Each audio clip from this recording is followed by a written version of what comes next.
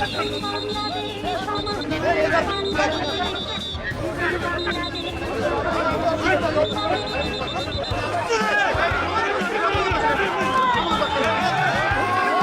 এটা প্রমাণিত হয়ে গেল, দলীয় সরকারের অধীনে আর বাংলাদেশে ভোট হবে না, নিরপেক্ষ সরকার ছাড়া বাংলাদেশে ভোট হবে না।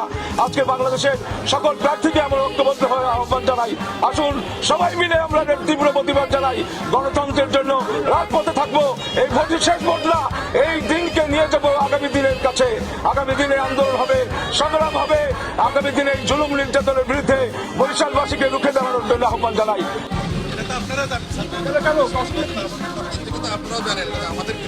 না অসুবিধা কি, আপনাদের হ্যান্ড তৈরি করছে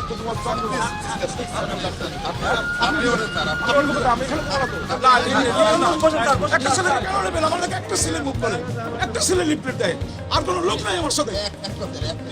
না না নিয়েন না, নিয়েন না, এটা খারাপ হবে। ক্যামেরা আসতেছে, খারাপ হবে।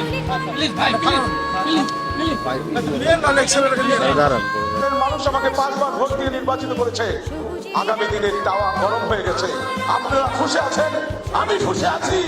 স্বাধীনতা যুদ্ধ করেছিলাম, সশস্ত্র সংগ্রাম করেছিলাম এদেশের গণতন্ত্রের জন্য, স্বাধীনতার জন্য। সারা জাতি খুশি উঠছে।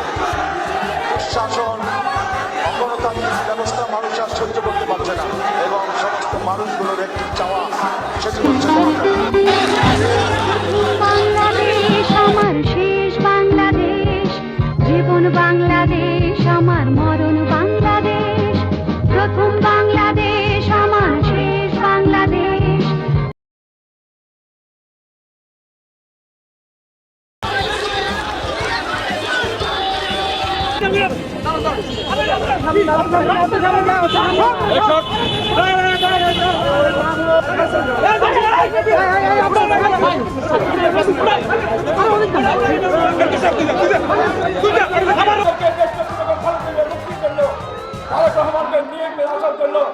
আগামী নিরপেক্ষ সরকারের জন্য ঐক্যবদ্ধ একটি আন্দোলন ছাড়া কোনো উপায় নাই।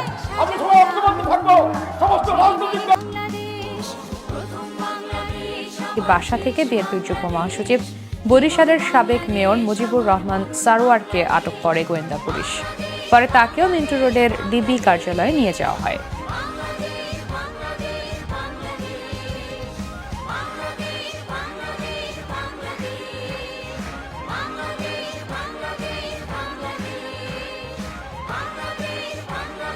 আসসালামু আলাইকুম, আমি অ্যাডভোকেট মুজিবুর রহমান সারোয়ার আগামী 12ই ফেব্রুয়ারি ধানের শীষের পক্ষে আপনাদের ভোট প্রার্থনা করছি।